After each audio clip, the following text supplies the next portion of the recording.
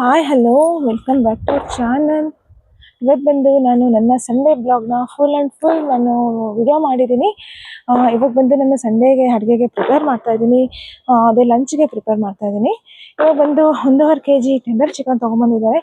Already ನನ್ನ ಶಾರ್ಟ್ಸಲ್ಲಿ ನಾನು upload ಮಾಡಿದ್ದೀನಿ. ಟೆಂಡರ್ ಚಿಕನ್ ಮೀನ್ಸ್ ತುಂಬ ಎಳೆ ಚಿಕನ್ನು. ಅದೇ ಔಟ್ಸೈಡ್ ಎಲ್ಲಿ ಸಿಗುತ್ತೋ ನನಗೆ ಗೊತ್ತಿಲ್ಲ, ಬಟ್ ಬ್ಯಾಂಗ್ಳೂರಲ್ಲಿ ಸಿಗುತ್ತೆ. ಟೆಂಡರ್ ಚಿಕನ್ನ ತೊಗೊಬಂದು ನೀಟಾಗಿ ವಾಶ್ ಮಾಡಿ ತೊಳೆದಿಟ್ಕೊಂಡಿದ್ದೀನಿ. ಆ ಮಿಕ್ಸಿ ಜಾರ್ಗೆ ಶುಂಠಿ ಹಣ್ಣು ಬೆಳ್ಳುಳ್ಳಿನ ಹಾಕೋತಾ ಇದ್ದೀನಿ. ತುಂಬ ಈಸಿಯಾಗಿ ಮಾಡ್ಕೋಬೋದು ಕಬಾಬ್ನ. ನೀವು ತುಂಬ ಜಾಸ್ತಿ ರಿಸ್ಕ್ ತೊಗೊಳ್ಳೋಂಥ ಅವಶ್ಯಕತೆನೇ ಇಲ್ಲ. ಶುಂಠಿ ಬೆಳ್ಳುಳ್ಳಿ ಪೇಸ್ಟ್ನ ರುಬ್ಕೊಳ್ಳಿ. ಶುಂಠಿ ಬೆಳ್ಳುಳ್ಳಿ ಪೇಸ್ಟ್ನ ರುಬ್ಕೊಂಡು ಬಟ್ ಚಿಕನ್ನ ನೀಟಾಗಿ ನೀವು ವಾಶ್ ಮಾಡಿರಬೇಕು. ಶುಂಠಿ ಬೆಳ್ಳುಳ್ಳಿ ಪೇಸ್ಟ್ ಇವಾಗ ರೆಡಿ ಆಗಿದೆ. ಶುಂಠಿ ಬೆಳ್ಳುಳ್ಳಿ ಪೇಸ್ಟ್ನ ಏನು ಮಾಡ್ತೀರಂತಂದರೆ, ಈ ವಾಶ್ ಮಾಡಿರೋ ಚಿಕನ್ ಇದೆಯಲ್ಲ ಅದರಲ್ಲಿ ಸ್ವಲ್ಪ ನೀರಿದೆ, ಮತ್ತು ಸಪ್ರೇಟ್ ಮಾಡ್ತಾಯಿದ್ದೀನಿ. ಏನಕ್ಕಂತಂದರೆ ಆ ನೀರು ಇರಬಾರ್ದು, ತುಂಬ ನೀರಾದರೆ ಚೆನ್ನಾಗಿರಲ್ಲ. ನೀವು ಆಯಿಲಲ್ಲಿ ಹಾಕಿದಾಗೂ ಕೂಡ ಅದು ಏನಾಗುತ್ತೆ ಅಂತಂದರೆ ಸ್ವಲ್ಪ ಆಯಿಲ್ ಸ್ವಲ್ಪ ಜಾಸ್ತಿ ಎಳ್ಬಿಡುತ್ತೆ. ಅದರಿಂದ ನೀವು ಚಿಕನ್ನ ಸಪ್ರೇಟ್ ಮಾಡಿ, ಓಕೆನಾ. ಸ್ವಲ್ಪ ನೀರಿದೆಯಲ್ಲ ಅದನ್ನು ತೆಗೆದು ಹಾಕ್ಕೊತೀನಿ. ಇದು ತುಂಬ ಸಾಫ್ಟಾಗಿರುತ್ತೆ ಚಿಕನ್ನು. ಇದಕ್ಕೆ ಶುಂಠಿ ಬೆಳ್ಳುಳ್ಳಿ ಪೇಸ್ಟ್ನ ಹಾಕ್ತಾಯಿದ್ದೀನಿ ಈಗ ನಾನು.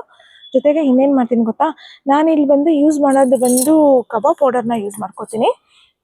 ನಾನು ಬೇರೆ ಯಾವುದೂ ಯೂಸ್ ಮಾಡಲ್ಲ. ನಾನು ಯೂಸ್ ಮಾಡೋದು ಬಂದು ತೇಜು ಕಬಾಬ್ ಪೌಡರ್ನ ನಾನು ಯೂಸ್ ಮಾಡ್ತೀನಿ. ಏನಕ್ಕಂತಂದರೆ ನನಗೆ ಬೇರೆದೆಲ್ಲ ಯೂಸ್ ಮಾಡಿದ್ದೀನಿ, ಅಷ್ಟು ಕಂಫರ್ಟ್ ಅನಿಸಿಲ್ಲ. ಬಟ್ ಟೇಸ್ಟ್ ವೈಸ್ ಆಗಲಿ ಎಲ್ಲದರಲ್ಲೂ ತೇಜು ಚೆನ್ನಾಗಿರುತ್ತೆ.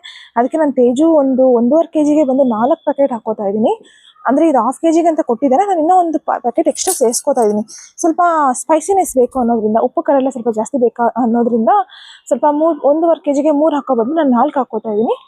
4 ಹಾಕ್ಕೊಂಡು ಚೆನ್ನಾಗಿ ಮಿಕ್ಸ್ ಮಾಡ್ಕೋಬೇಕಾಗುತ್ತೆ. ಇದನ್ನು ತುಂಬ ನೀಟಾಗಿ ಈ ಥರ ಮಿಕ್ಸ್ ಮಾಡ್ಕೊಳ್ಳಿ. ನಾನು ಮತ್ತೆ ಚೇಂಜ್ ಮಾಡ್ಕೊಂಡಿದ್ದೀನಿ. ಇವಾಗ ಜಸ್ಟ್ ಒಂದು ಮೊಟ್ಟೆ ಮಾತ್ರ ನಾನು ಹೊಡೆದಾಕ್ತಿದ್ದೀನಿ, ಸಾಕು. ಒಂದು ಮೊಟ್ಟೆ ಇದ್ದರೆ ಸಾಕು. ಇದಕ್ಕೆ ನೀವು ಎಕ್ಸ್ಟ್ರಾ ಉಪ್ಪು ಖಾರ ಎಲ್ಲ ಏನೂ ಆ್ಯಡ್ ಮಾಡೋದು ಬೇಡ. ಜಸ್ಟ್ ತೇಜುವಲ್ಲೇ ಎಲ್ಲ ಇರುತ್ತೆ ನಿಮಗೆ, ಅದನ್ನು ಆ್ಯಡ್ ಮಾಡ್ಕೊಳ್ಳಿ, ಓಕೆನಾ. ಆ್ಯಡ್ ಮಾಡಿ ಚೆನ್ನಾಗಿ ಮಿಕ್ಸ್ ಮಾಡಿ ಒಂದು 1/2 hour ನೀವು ಫ್ರಿಜ್ಜಲ್ಲಿಟ್ಟರೆ ಬೆಟರು. ಅದು ಸ್ವಲ್ಪ ಎಲ್ಲ ಚೆನ್ನಾಗಿ ಉಪ್ಪು ಖಾರ ಎಲ್ಲ ಹಿಡಿಬೇಕಲ್ಲ, ಅದರಿಂದ ನಾನು ಫ್ರಿಜ್ಜಲ್ಲಿ ಇಡ್ತೀನಿ. ನೀಟಾಗಿ ಈ ಥರ ಮಿಕ್ಸ್ ಮಾಡ್ಕೊಳ್ಳಿ. ಚೆನ್ನಾಗಿ ಮಿಕ್ಸ್ ಆಗಬೇಕು. ನೀಟಾಗಿ ಮಿಕ್ಸ್ ಮಾಡ್ಕೋತಾ ಇದ್ದೀನಿ.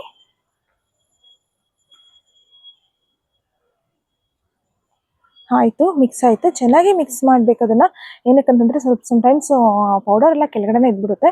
ಅದರಿಂದ ಇವಾಗ ಅದನ್ನು ಏನು ಮಾಡ್ತೀನಿ ಅಂತಂದರೆ, ನಾನು ಫ್ರಿಜ್ಜಲ್ಲಿ ಇಟ್ಬಿಟ್ಟೆ. ಇವಾಗ ಬಂದು ಇವಾಗ ಬಿರಿಯಾನಿಗೆ ರೆಡಿ ಮಾಡ್ತಾ ಇದ್ದೀನಿ.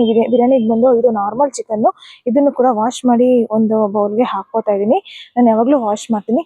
ಇವಾಗ ಮಿಕ್ಸಿ ಜಾರ್ಗೆ ಶುಂಠಿ, ಬೆಳ್ಳುಳ್ಳಿ, ಇದು ಬಂದು ಬಿರಿಯಾನಿಗೆ ಮಸಾಲೆ, ಹಾಗೆ ಕೊತ್ತಂಬರಿ ಸೊಪ್ಪು, ಒಂದು ಸ್ವಲ್ಪ ರುಚಿಗೆ ತಕ್ಕಷ್ಟು ನಿಮಗೆ ಖಾರ ಎಷ್ಟು ಬೇಕೋ ಅಷ್ಟು ಹಸಿಮೆಣಸಿನ್ಕಾಯಿ ಹಾಕ್ಕೊಳ್ಳಿ. ಎಕ್ಸ್ಟ್ರಾ ಮಸಾಲೆಸ್ ನಾನು ಯಾವುದು ಆ್ಯಡ್ ಮಾಡಿಲ್ಲ, ಜಸ್ಟ್ ಇಷ್ಟನ್ನೇ ರುಬ್ತೀನಿ. ಇದ್ರ ಜೊತೆಗೆ ನೀವು ಈರುಳ್ಳಿ ರುಬ್ಕೊಂಡ್ರೆ ಬೆಟರು, ಬಟ್ ಈರುಳ್ಳಿ ನಾನು ಮರ್ತೆ, ಮತ್ತು ಆಮೇಲೆ ತೆಗೆದಿಟ್ಟು ಆಮೇಲೆ ನಾನು ರುಬ್ಕೊತೀನಿ, ಓಕೆನಾ. ನೋಡಿ ಇವಾಗ ಇದು ಪೇಸ್ಟ್ ಈ ಥರ ರೆಡಿಯಾಗಿದೆ. ಇದನ್ನು ಏನು ಮಾಡ್ತೀನಿ, ಮತ್ತೆ ಒಂದು ಬೌಲ್ಗೆ ಹಾಕ್ಕೋತೀನಿ, ಸಪ್ರೇಟ್ ಮಾಡ್ಕೊಂಡ್ಮೇಲೆ ಮತ್ತೆ ಇನ್ನೇನು ಮಾಡ್ತೀನಿ ಅಂತಂದರೆ, ಇವಾಗ ನೆಕ್ಸ್ಟ್ ನಾನು ಇದ್ರ ಜೊತೆ ಈರುಳ್ಳಿ ರುಬ್ಬೇಕಾಗಿತ್ತು, ಈರುಳ್ಳಿ ಮರ್ತೆ ನಾನು, ಓಕೆನಾ. ಇವಾಗ ನೋಡಿ ಅದೇ ಮಿಕ್ಸಿ ಜಾರ್ಗೆ ನಾನು ಬಂದು ಏನು ಮಾಡ್ತೀನಿ ಅಂತಂದರೆ, ಸ್ಮಾಲ್ ಪೀಸಸ್ ಆಗಿ ನಾನು ಈರುಳ್ಳಿನ ಕಟ್ ಮಾಡಿಕೊಂಡು ಗ್ರೈಂಡ್ ಮಾಡ್ಕೊತೀನಿ. ಗ್ರೈಂಡ್ ಮಾಡ್ಕೊಳೋದು ಕೂಡ ಒಂಥರ ಬೆಟರು. ಏನಕ್ಕಂತಂದರೆ ಇದು ನಮಗೆ ಎಲ್ಲೂ ಬಾಯಿಗೆ ಸಿಕ್ಕಲ್ಲ, ಚೆನ್ನಾಗಿರುತ್ತೆ. ಏನಂದರೆ ಫ್ಲೇವರ್ ಅನ್ನೋದು ಬಂದು ಚೆನ್ನಾಗಿ ಕೊಡುತ್ತೆ. ನೀವು ಒಗ್ಗರಣೆ ಮಾಡ್ಕೊಳೋದಕ್ಕಿಂತ ಇದೊಂದು ಸ್ವಲ್ಪ ಚೆನ್ನಾಗಿರುತ್ತೆ. ಆದ್ದರಿಂದ ನಾನು ಈ ಥರ ಮಾಡ್ತೀನಿ. ಇದು ಕೂಡ ಒಂಥರ ಟೇಸ್ಟು ಡಿಫ್ರೆಂಟಾಗಿ ಚೆನ್ನಾಗಿ ಕೊಡುತ್ತೆ. ನಾನು ನಿಮಗೆ ಆಂಬೂರ್ ದಮ್ ಬಿರಿಯಾನಿ ಮಾಡೋದನ್ನ ನೆಕ್ಸ್ಟ್ ಅಪ್ಕಮಿಂಗ್ ಡೇಸಲ್ಲಿ ನಾನು ನಿಮಗೆ ತೋರಿಸ್ತೀನಿ. ನೋಡಿ ಅದೇ ಮಸಾಲೆಗೆ ನಾನು ಸುರ್ಕೊತೀನಿ, ಯಾಕಂದರೆ ನಾನು ಫಸ್ಟೇ ಇದ್ರ ಜೊತೆ ರುಬ್ಕೋಬೇಕಾಗಿತ್ತು. ಬಟ್ ಈ ಥರ ಕೂಡ ಸಪ್ರೇಟಾಗಿ ರುಬ್ಬಬಹುದು, ಏನು ಸಮಸ್ಯೆ ಇಲ್ಲ.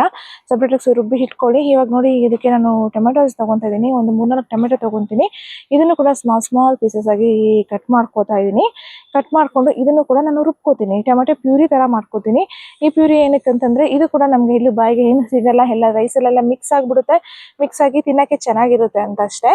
ಇದನ್ನು ಸ್ವಲ್ಪ ಚೆಕ್ ಮಾಡ್ಕೊತೀನಿ ಒಂದೊಂದ್ಸತಿ. ಸಮ್ಟೈಮ್ಸ್ ತುಂಬ ಹಣ್ಣಾಗಿರೋ ಟೊಮೆಟೊದಲ್ಲಿ ಏನಿರುತ್ತೆ ಅಂತಂದರೆ ಇದಿರುತ್ತೆ, ಲೈಕ್ ಹುಳ ಇರುತ್ತೆ. ಹುಳ ಇರಬಾರ್ದು ಅಂತಂದರೆ ಸ್ವಲ್ಪ ಚೆಕ್ ಮಾಡ್ಕೊಳ್ಳಿ. ಇದನ್ನು ಕೂಡ ರುಬ್ಬಿ ಗ್ರೈಂಡ್ ಮಾಡಿ ಒಂದು ಟೊಮೆಟೊ ಪ್ಯೂರಿನ ರೆಡಿ ಮಾಡ್ಕೋತಾ ಇದ್ದೀನಿ ಇದಕ್ಕೆ. ಇದು ನಾನು ಮಾಡ್ತಿರೋದು ಬಂದು ಬಿರಿಯಾನಿಗೆ. ತುಂಬ ಬೇಗ ಆಗ್ಬಿಡುತ್ತೆ ಈ ಥರ ನೀವೆಲ್ಲ ರುಬ್ಕೊಂಡು ಮಾಡಿಬಿಟ್ರೆ, ತುಂಬ ಈಸಿಯಾಗೂ ಇರುತ್ತೆ. ಒಗ್ಗರಣೆ ಎಲ್ಲ ಚೆನ್ನಾಗಿ ಬೇಗ ಇದಾಗ್ಬಿಡುತ್ತೆ. ನೋಡಿ 2 ರುಬ್ಬಿ ಎತ್ತಿಟ್ಕೊಂಡಿದ್ದೀನಿ. ಇವಾಗ ಬಂದು ನಾನು ಒಂದು ಕುಕ್ಕರ್ ತೊಗೊತೀನಿ. ಹಾಗೆ ಅದಕ್ಕಿಂತ ಮುಂಚೆ ಬಂದು ನಾನು ಸ್ವಲ್ಪ ಇದು ಪುದೀನಾನ ಕಟ್ ಮಾಡ್ಕೊತಾ ಇದ್ದೀನಿ. ಪುದೀನ ಕೂಡ ಸ್ವಲ್ಪ ಹಾಕ್ಕೊಳ್ಳಿ, ಜಾಸ್ತಿ ಬೇಡ, ಲೈಟಾಗಿ ಹಾಕ್ಕೊಂಡ್ರೆ ಸಾಕು ಪುದೀನ ನೀವು. ಇವಾಗ ಬಂದು ನಾನು ಕುಕ್ಕರ್ ಇಡ್ತಾ ಇದ್ದೀನಿ ಇಲ್ಲಿ. ಕುಕ್ಕರ್ ಇಟ್ಟು ಇದಕ್ಕೆ ಸ್ವಲ್ಪ ಆಯಿಲನ್ನು ಹಾಕ್ಕೊತೀನಿ. ನಾನು ಬೇರೆ ಎಕ್ಸ್ಟ್ರಾ ಇಂಗ್ರೀಡಿಯೆಂಟ್ಸ್ ಎಲ್ಲ ಏನು ಆ್ಯಡ್ ಮಾಡಲ್ಲ. ಕೆಲವರು ತುಪ್ಪ ಕೂಡ ಹಾಕ್ತಾರೆ, ಬಟ್ ಆಲ್ರೆಡಿ ಇದು ಚಿಕನ್ ಅಲ್ವಾ, ಅದರಿಂದ ನಾನು ತುಪ್ಪ ಎಲ್ಲ ಏನು ಆ್ಯಡ್ ಮಾಡೋಕ್ಕೆ ಹೋಗಲ್ಲ. ಸ್ವಲ್ಪ ಎಷ್ಟು ಬೇಕೋ ಅಷ್ಟು ಆಯಿಲ್ ಹಾಕ್ಕೋತಾ ಇದ್ದೀನಿ.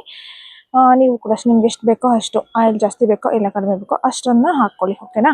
ಹಾಕ್ಕೊಂಡಿದ್ದಾದಮೇಲೆ ಇದಕ್ಕೆ ಬಂದು ನಾನು ಒಂದು ಸ್ವಲ್ಪ ಮಸಾಲ ಐಟಮ್ಸ್ನ ಸೇರಿಸ್ಕೊತೀನಿ.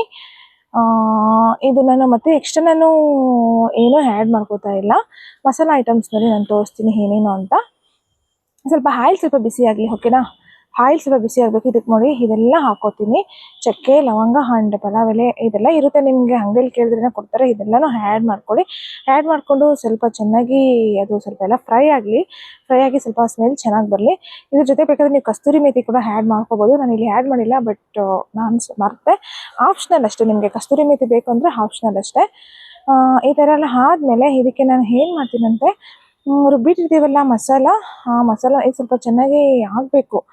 ನೋಡಿ, ರುಬ್ಬಿಟ್ಟಿರೋ ಮಸಾಲಾನ ಹಾಕಿಬಿಡಿ. ಹಾಕಿ ಚೆನ್ನಾಗಿ ಸ್ವಲ್ಪ ಒಂದು ಫ್ರೈ ಮಾಡಿ. ಸ್ವಲ್ಪ ಹಸಿ ವಾಸನೆ ಹೋಗಬೇಕು.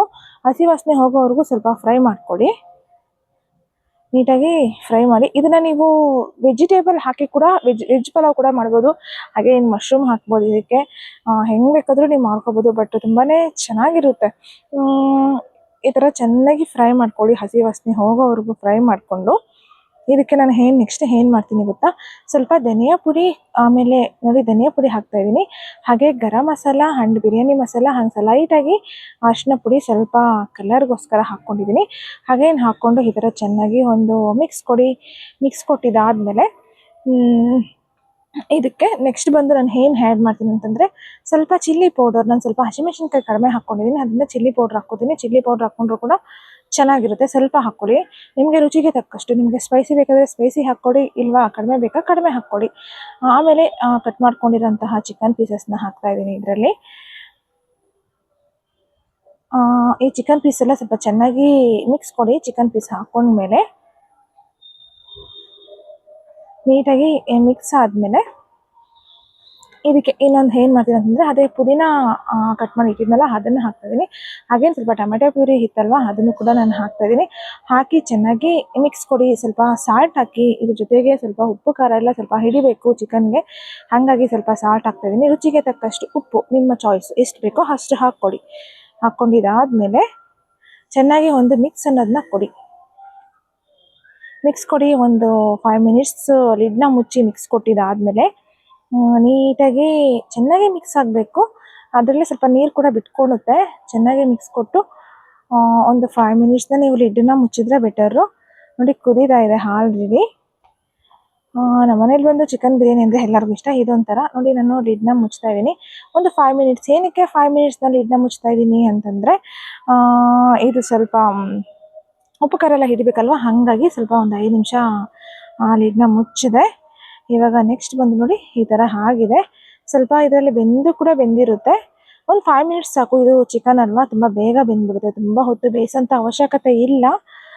ಮಟನ್ ಆದರೆ ನಾನು ಕುಕ್ಕರ್ಗೆ ಹಾಕಿ ಒಂದು 2-3 ವಿಷಲ್ ಇಟ್ಕೊಂಡು ಆಮೇಲೆ ನಾನು ಬಿರಿಯಾನಿ ಮಾಡ್ತೀನಿ. ಸಮ್ಟೈಮ್ಸ್ ಏನು ಮಾಡ್ತೀನಿ, ಕಡಾಯಿಯಲ್ಲಿ ಮಾಡ್ತೀನಿ. ಸಮ್ಟೈಮ್ಸ್ ಈ ಥರ ಕುಕ್ಕರಲ್ಲೇ ಇಟ್ಬಿಡ್ತೀನಿ. ಸ್ವಲ್ಪ ಬೇಗ ಬೇಕು ಅಂದಾಗ ಕುಕ್ಕರಲ್ಲಿ ಹಾಕ್ಬಿಡ್ತೀನಿ, ಇಲ್ಲ ಸ್ವಲ್ಪ ಟೈಮ್ ಇದೆ ಅನ್ನೋ ಟೈಮಲ್ಲಿ ಕಡಾಯಿಯಲ್ಲಿ ಮಾಡ್ತೀನಿ. ಅದಕ್ಕೋಸ್ಕರ ಒಂದು ಕಡಾಯಿ ಇಟ್ಕೊಂಡಿದ್ದೀನಿ, ಅದರಲ್ಲಿ ಮಾಡ್ತೀನಿ ನಾನು. ಚೆನ್ನಾಗಿ ಕುದೀತಾ ಇದೆ. ಇವಾಗ ಇದಕ್ಕೆ ಬಂದು ನಾನು ವಾಟರ್ನ ಆ್ಯಡ್ ಮಾಡ್ತೀನಿ. ನೆಕ್ಸ್ಟ್ ಬಂದು ಆಲ್ರೆಡಿ ಸ್ವಲ್ಪ ವಾಟರ್ ಇರೋದ್ರಿಂದ ನಾನು 2 ಗ್ಲಾಸ್ ಅಲ್ವಾ, 2 ಗ್ಲಾಸಿಗೆ 4 ಗ್ಲಾಸಷ್ಟು ಲೆಕ್ಕ ನಾನು ತೊಗೊಳ್ಳೋದು. ಆಲ್ರೆಡಿ 1 ಗ್ಲಾಸ್ ವಾಟರ್ ಇದೆ ಅಂದ್ಕೊಂಡಿದ್ದೀನಿ. 3 ಗ್ಲಾಸ್ ಮಾತ್ರ ಆ್ಯಡ್ ಮಾಡ್ತೀನಿ ನಾನು, ಸಾಕು. ಯಾಕಂದರೆ ಆಲ್ರೆಡಿ ಅದರಲ್ಲಿದೆ ವಾಟರು, ಮತ್ತು ನಾವು ಕರೆಕ್ಟಾಗಿ ಆ್ಯಡ್ ಮಾಡಿದ್ರೆ ಸ್ವಲ್ಪ ಗಂಜಿ ಆಗಿಬಿಡುತ್ತೆ ರೈಸು. ಗಂಜಿ ಆದರೆ ತಿನ್ನೋಕ್ಕೆ ಚೆನ್ನಾಗಿರಲ್ಲ. ಆಲ್ರೆಡಿ ನಾವು ಟೊಮೆಟೊ ಪ್ಯೂರಿ ಎಲ್ಲ ಹಾಕಿರೋದ್ರಿಂದ ಅಷ್ಟೊಂದು ಗಂಜಿ ಆಗೋ ಅವಶ್ಯಕತೆ ಇಲ್ಲ. ಸ್ವಲ್ಪ ಲೆಮನ್ ಕೂಡ ಆಪ್ಷನಲ್ಲು. ಟೊಮೆಟೊ ಪ್ಯೂರಿ ಎಲ್ಲ ಹಾಕಿದ್ದೀವಿ, ನಿಮಗೆ ಬೇಕಾದರೆ ಹಾಕ್ಕೊಳ್ಳಿ, ಇವಾಗಲೇ ಹಾಕ್ಬಿಡಿ. ಆಮೇಲೆ ನೀವು ರೈಸ್ ಎಲ್ಲ ಆದಮೇಲೆ ಹಾಕಿದ್ರೆ ಸ್ವಲ್ಪ ಹುಳಿ ಬಂದುಬಿಡುತ್ತೆ, ಚೆನ್ನಾಗಿರಲ್ಲ ರೈಸು ತಿನ್ನೋದಕ್ಕೆ. ಹಾಗಾಗಿ ನೀವು ಇವಾಗಲೇ ಆ್ಯಡ್ ಮಾಡಿದ್ರೆ ಬೆಟರು. ಇವಾಗ ನೋಡಿ ನಾನು ಬಂದು ಇವಾಗ ಲೆಮನ್ ಜ್ಯೂಸನ್ನ ಹಾಕಿದ್ದೀನಿ. ಸ್ವಲ್ಪನೇ, ತುಂಬ ನಾನು ಜಾಸ್ತಿ ಹಾಕಲ್ಲ. ಏನಕ್ಕಂತಂದರೆ ಅದು ಸ್ವಲ್ಪ ಹುಳಿ ಬಂದುಬಿಡುತ್ತೆ. ಆ ಥರ ಹುಳಿ ಬಂದರೆ ನನಗೆ ಇಷ್ಟ ಆಗಲ್ಲ. ಆದ್ದರಿಂದ ಇವಾಗ ನೆಕ್ಸ್ಟ್ ಬಂದು ಇದು ಹಿಂಗೆ ಸ್ವಲ್ಪ ಕುದಿಬೇಕು, ಚೆನ್ನಾಗಿ ಕುದಿ ಬರಬೇಕು ಇದು. ಇವಾಗ ಇದು ಬಂದು ಚೆನ್ನಾಗಿ ಕುದಿಬೇಕು. ಹಾಕಿ ನೋಡಿ, ನಾನು 2 ಗ್ಲಾಸ್ ಅಂತಂದರೆ 1.5 ಗ್ಲಾಸ್ ಅಷ್ಟು ನಾನು ನಾರ್ಮಲ್ಲು ಬುಲೆಟ್ ರೈಸ್ ತೊಗೊಂಡಿದ್ದೀನಿ. ಒಂದು ಅರ್ಧ ಗ್ಲಾಸ್ ಅಷ್ಟು ನಾನು ಬಾಸ್ಮತಿ ರೈಸ್ ಕೂಡ ಆ್ಯಡ್ ಮಾಡ್ತಾ ಇದ್ದೀನಿ. ನಿಮಗೆ ಫ್ಲೇವರ್ ಎಲ್ಲ ಚೆನ್ನಾಗಿ ಇನ್ನೂ ಸ್ವಲ್ಪ ಚೆನ್ನಾಗಿ ರೈಸ್ ಬೇಕು ಅಂತಂದರೆ ಬಾಸ್ಮತಿ ಇದ್ದರೆ ಬಾಸ್ಮತಿ ಆ್ಯಡ್ ಮಾಡ್ಕೊಳ್ಳಿ. ಇಲ್ಲಾಂತಂದರೆ ನೋ ಪ್ರಾಬ್ಲಮ್, ನಿಮ್ಮ ಹತ್ರ ಯಾವ ರೈಸ್ ಇದೆ ಅದನ್ನೇ ಯೂಸ್ ಮಾಡ್ಕೊಳ್ಳಿ. ಓಕೆನಾ? ಅದನ್ನು ವಾಶ್ ಮಾಡಿ ನೀಟಾಗಿ ಇದರಲ್ಲಿ ಹಾಕೋಬೇಕಾಗುತ್ತೆ. ನಾನು ನೆನೆಸ್ತಾ ಇಲ್ಲ ಅಕ್ಕಿನ. ನಾನು ಏನಕ್ಕೆ ನೆನೆಸಲ್ಲ ಅಂತಂದರೆ ಸಮ್ಟೈಮ್ಸ್ ತುಂಬ ಮೆತ್ತಗಾಗ್ಬಿಡುತ್ತೆ, ಗಂಜಿ ಆಗಿಬಿಡುತ್ತೆ ರೈಸು. ನಾವು ನೆನೆಸಿದಾಗ ಹೆವಿ ಮೆತ್ತಗಾಗ್ಬಿಡುತ್ತೆ. ಅದರಿಂದ ನಾನು ನೆನೆಸೋದಿಲ್ಲ, ಹಾಗೇ ಹಾಕ್ಕೋತೀನಿ. ಇದು ಚೆನ್ನಾಗಿ ಕುದಿಬೇಕು. ಕುದಿ ಬಂದಮೇಲೆ ನೀವು ರೈಸ್ನ ಆ್ಯಡ್ ಮಾಡಬೇಕು. ಇವಾಗ ಒಂದು ಕುದೀತಾ ಇದೆ.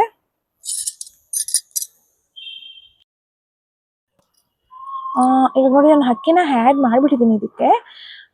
ಆ್ಯಡ್ ಮಾಡಿ ಚೆನ್ನಾಗಿ ಮಿಕ್ಸ್ ಕೊಡಿ. ಈ ಥರ ಕುದಿಬೇಕು. ಕುದೀತಾ ಇರಬೇಕಾದ್ರೆ ಏನು ಮಾಡಬೇಕು, ನೀವು ಕುಕ್ಕರ್ನ ಲಿಡ್ ಮುಚ್ಚಿ ಒಂದು 2 ವಿಜಿಲ್ನ ಹೊರಿಸ್ಕೊಳ್ಳಿ. ಓಕೆನಾ? 2 ವಿಜಿಲ್ ಆದರೆ ಸಾಕಾಗುತ್ತೆ, ತುಂಬ ಜಾಸ್ತಿ ಬೇಡ, 1 ಕೂಡ ಬೇಡ, 2 ಕಂಪಲ್ಸರಿ ಬೇಕು. ಲಿಡ್ನ ಮುಚ್ಚಿ ಪಕ್ಕದ ಸ್ಟವ್ಗೆ ನಾನು ಶಿಫ್ಟ್ ಮಾಡ್ಕೊತೀನಿ. ಯಾಕಂದರೆ ಇವಾಗ ನಾನಿಲ್ಲಿ ಬಂದು ಕಬಾಬ್ನ ರೆಡಿ ಮಾಡಬೇಕು. ಹಾಗಾಗಿ ನಾನು ಪಕ್ಕಕ್ಕೆ ಶಿಫ್ಟ್ ಮಾಡ್ಕೊಬಿಡ್ತೀನಿ. ಪಕ್ಕದಲ್ಲಿ ಶಿಫ್ಟ್ ಮಾಡ್ಕೊಂಡಿದ್ದಾದಮೇಲೆ ಸ್ಟವ್ ಮೇಲೆ ಗ್ಯಾಸ್ ಹುರಿತಾ ಇದೆ. ಇವಾಗ ನಾನು ಬಂದು ಬಾಣಲೆ ಇಡ್ತೀನಿ. ಬಾಣಲೆ ಇಟ್ಟು ಆಯಿಲ್ ನನಗೆ ಎಷ್ಟು ಬೇಕೋ, ತುಂಬ ಹಾಕಕ್ಕೆ ಹೋಗಲ್ಲ ಕಬಾಬ್ಗೆಲ್ಲ. ಮತ್ತು ನಾನು ಕಬಾಬ್ಗೆ ಯೂಸ್ ಮಾಡಿದ್ದ ಎಣ್ಣೆ ಬಂದು ನಾನು ಬೇರೆ ಯಾವುದಕ್ಕೂ ಯೂಸ್ ಮಾಡಲ್ಲ. ಹಾಗಾಗಿ ಎಷ್ಟು ಬೇಕೋ ಅಷ್ಟಷ್ಟೇ ಆಯಿಲ್ ಹಾಕ್ಕೊತಾ ಇದ್ದೀನಿ. ಸ್ವಲ್ಪನೇ ಹಾಕ್ಕೊಂಡಿದ್ದು ನಾನು. ಆಯಿಲ್ ಬಂದು ತುಂಬ ಏನು ಹಾಕ್ಕೊಳಕ್ಕೆ ಹೋಗಲಿಲ್ಲ. ತುಂಬ ಹಾಕ್ಕೊಂಡ್ರೆ ಮತ್ತೆ ವೇಸ್ಟ್ ಆಗಿಬಿಡುತ್ತಲ್ಲ, ಹಾಗಾಗಿ ನಾನು ಜಾಸ್ತಿ ಹಾಕಿಲ್ಲ. ಇವಾಗ ಕಬಾಬ್ ಕಲಸಿಟ್ಟಿದ್ನಲ್ಲ ಫ್ರಿಜ್ಜಲ್ಲಿ ಒಂದು 1/2 ಅವರ್ ಇಟ್ಟಿದೆ. ಈ ಬಿರಿಯಾನಿ ಆಗೋಷ್ಟರಲ್ಲಿ ಕಬಾಬ್ ಮಾಡೋಣ ಅಂತ ನೋಡಿ ತೊಗೊಂಬಂದಿದ್ದೀನಿ. ಫ್ರಿಜ್ಜಿಂದ ಎತ್ಕೊಂಡ್ಬಂದು ಸ್ವಲ್ಪ ಆಯಿಲ್ ಬಂದು ಚೆನ್ನಾಗಿ ಕಾಯಬೇಕು. ನಿಮಗೆ ಆಯಿಲು ಆ್ಯಕ್ಚುಲಿ ನಾನು ಸ್ಟೀಲ್ ಇಟ್ಟಿದ್ದೀನಿ, ಬೇಗ ಕಾದ್ಬಿಡುತ್ತೆ. ಸ್ವಲ್ಪ ಚೆಕ್ ಮಾಡ್ಕೊಳ್ಳಿ. ಸಮ್ಟೈಮ್ಸ್ ಸ್ಟೀಲ್ ಇಟ್ಬಿಟ್ಟೆಲ್ಲ ಮರೆಯೋಕ್ಕೆ ಹೋಗ್ಬಿಡಿ, ಬೆಂಕಿ ಹತ್ಕೊಬಿಡುತ್ತೆ. ಹಾಗಾಗಿ ನೋಡಿ, ಈಗ ಕಬಾಬ್ನ ಹಾಕ್ತಾಯಿದ್ದೀನಿ. ಕಬಾಬ್ನ ಹಾಕಿ ತುಂಬ ಚೆನ್ನಾಗಿ ಬರುತ್ತೆ ಈ ಥರ ಮಾಡಿದಾಗ. ಇದು ಸ್ವಲ್ಪ ಬ್ರೌನ್ ಕಲರ್ ಕಂಪಲ್ಸರಿ, ಇದು ಬ್ರೌನ್ ಕಲರ್ ಬರಲೇಬೇಕು. ಬ್ರೌನ್ ಕಲರ್ ಬರೋವರೆಗೂ ನೀವು ಇದನ್ನು ಫ್ರೈ ಮಾಡಲೇಬೇಕು, ಇಲ್ಲಾಂತಂದರೆ ಚೆನ್ನಾಗಿರಲ್ಲ. ಯಾಕಂದರೆ ಇದು ಟೆಂಡರ್ ಬೇರೆ, ತುಂಬ ಎಳೆ ಚಿಕನ್ ಆಗಿರೋದ್ರಿಂದ ಸ್ವಲ್ಪ ವೈಟಿಗೆ ಹಂಗೆ ಕಾಣಿಸ್ತಾ ಇರುತ್ತೆ. ಹಾಗಾಗಿ ನೀವು ಇದನ್ನು ಸ್ವಲ್ಪ ಬ್ರೌನ್ ಕಲರ್ ಬರಬೇಕು, ತುಂಬ ಚೆನ್ನಾಗಿ ನೀವು ಫ್ರೈ ಮಾಡಬೇಕು. ಇದನ್ನು ಫ್ರೈ ಮಾಡಿದರೆ ತೆಗಿಬೇಕು. ಆಲ್ಮೋಸ್ಟ್ ಒಂದು 5 to 10 ಮಿನಿಟ್ಸ್ ಅಷ್ಟು ನೀವು ಫ್ರೈ ಮಾಡಿದ್ರೆ ಬೆಟರ್ ಅಂತ ಅನಿಸುತ್ತೆ. ಒಂದು 10 ಮಿನಿಟ್ಸ್ವರೆಗೂ ಚೆನ್ನಾಗಿ ಒಟ್ಟಿನಲ್ಲಿ ಅದು ಬ್ರೌನ್ ಕಲರ್ ತಿರುಗಬೇಕು. ಸ್ವಲ್ಪ ಮೀಡಿಯಮ್ ಫ್ಲೇಮಲ್ಲಿ ಇಟ್ಕೊಳ್ಳಿ. ಮೀಡಿಯಮ್ ಫ್ಲೇಮಲ್ಲಿ ಇಟ್ಟು ಮಾಡಿ, ಇಲ್ಲಾಂತಂದರೆ ಲೋ ಫ್ಲೇಮಲ್ಲಿ ಇಟ್ಟು ನಿಮ್ಗೆ ಇನ್ನೂ ಚೆನ್ನಾಗಿ ಫ್ರೈ ಆಗಬೇಕಂದ್ರೆ ಲೋ ಫ್ಲೇಮಲ್ಲಿ ಕೂಡ ಇಡ್ಬೋದು. ಹೈ ಫ್ಲೇಮ್ ಬೇಡ, ತುಂಬ ಹೈ ಫ್ಲೇಮ್ ಇಟ್ಟರೆ ಮೇಲೆ ಮಾತ್ರ ಕರ್ಗೋಗುತ್ತೆ, ಒಳಗಡೆ ಚಿಕನ್ ಬೆಂದಿರಲ್ಲ. ಹಾಗಾಗಿ ಇದನ್ನು ಮಾಡ್ಕೋತಾ ಇದ್ದೀನಿ ನಾನು. ಚೆನ್ನಾಗಿ ಫ್ರೈ ಆಗ್ತಾ ಇದೆ, ನೋಡ್ಬೋದು.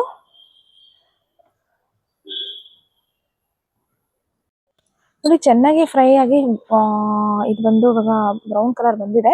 ಇದನ್ನು ನಾನು ಎತ್ಕೋತಾ ಇದ್ದೀನಿ ಸಪ್ರೇಟಾಗಿ. ಕೆಳಗಡೆ ಟಿಶ್ಯೂ ಪೇಪರ್ ಹಾಕಿದ್ದೀನಿ, ಹಾಲೆಲ್ಲ ಸ್ವಲ್ಪ ಇದಾಗುತ್ತೆ ಅಂತ ಬೌಲ್ಗೆ ಶಿಫ್ಟ್ ಮಾಡ್ಕೋತಾ ಇದ್ದೀನಿ. ನೋಡಿ, ಈ ಥರ ಆಗಬೇಕು. ಈ ಥರ ಆದಾಗೆ ನಿಮಗೆ ಕಬಾಬ್ ಆಗಿದೆ ಅಂತ. ಇವಾಗ ನೆಕ್ಸ್ಟ್ ಇನ್ನೊಂದು ಟ್ರಿಪ್ಪು ಬೇಕಲ್ವಾ, ಮತ್ತು ನಾನು ಹಾಕ್ಕೊತೀನಿ ಇದನ್ನು. ಇನ್ನೊಂದು ಟ್ರಿಪ್ಗೂ ಕೂಡ ಹಾಕಿ ಕೊಟ್ಬಿಡ್ತೀನಿ. ಯಾಕಂತಂದರೆ ಸಂಡೇ ಅಲ್ವಾ, ಇದು ಮಗು ಇದ್ದಾಳೆ, ತಿಂತಾ ಇರ್ತಾಳೆ. ಹಸ್ಬೆಂಡ್ಗೂ ಬೇಕು, ಅವ್ರಿಗೆ ಬೇಕೇ ಬೇಕು. ಸಂಡೇ ಅಲ್ವಾ, ಅದರಿಂದ ಬೇಕು. ಅದರಿಂದ ಇನ್ನೊಂದು ಟ್ರಿಪ್ಪು ಹಾಕ್ತಾ ಇದ್ದೀನಿ ನಾನು ಇವಾಗ. ಇದು ಕೂಡ ಇದಾಗೋಷ್ಟರಲ್ಲಿ ಬಿರಿಯಾನಿ ಆಗಿಬಿಟ್ಟಿರುತ್ತೆ. ಇನ್ನೊಂದು ಟ್ರಿಪ್ಪು ಬಿರಿಯಾನಿ ಬಿರಿಯಾನಿ ಅಂತೀನಿ, ಕಬಾಬ್ ಆಗ್ತಾ ಇದೆ. ಇವಾಗ ಬಿರಿಯಾನಿ ರೆಡಿ ಆಗಿಬಿಟ್ಟಿದೆ. ನಿಮಗೆ ತೋರಿಸ್ತೀನಿ ಯಾವ ಥರ ಬಂದಿದೆ ಅಂತ. ನೋಡ್ಬೋದು, ತುಂಬ ನೀಟಾಗಿ ಚೆನ್ನಾಗಿ ಬಂದಿದೆ ಬಿರಿಯಾನಿ. ಬಾಸ್ಮತಿ ಎಲ್ಲ ಆ್ಯಡ್ ಮಾಡಿರೋದ್ರಿಂದ ಒಳ್ಳೆ ಚೆನ್ನಾಗಿ ಸ್ಟ್ರಕ್ಚರ್ ಗೊತ್ತಾಗ್ತಿದೆ ಅನ್ಕೊತೀನಿ ನಾನು ನಿಮಗೆ. ಬಟ್ ಇದನ್ನು ಟ್ರೈ ಮಾಡಿ ಎಲ್ಲರೂ ಒಂದ್ಸತಿ ಖಂಡಿತ ಮನೆಯಲ್ಲಿ, ತುಂಬಾ ಚೆನ್ನಾಗಿರುತ್ತೆ.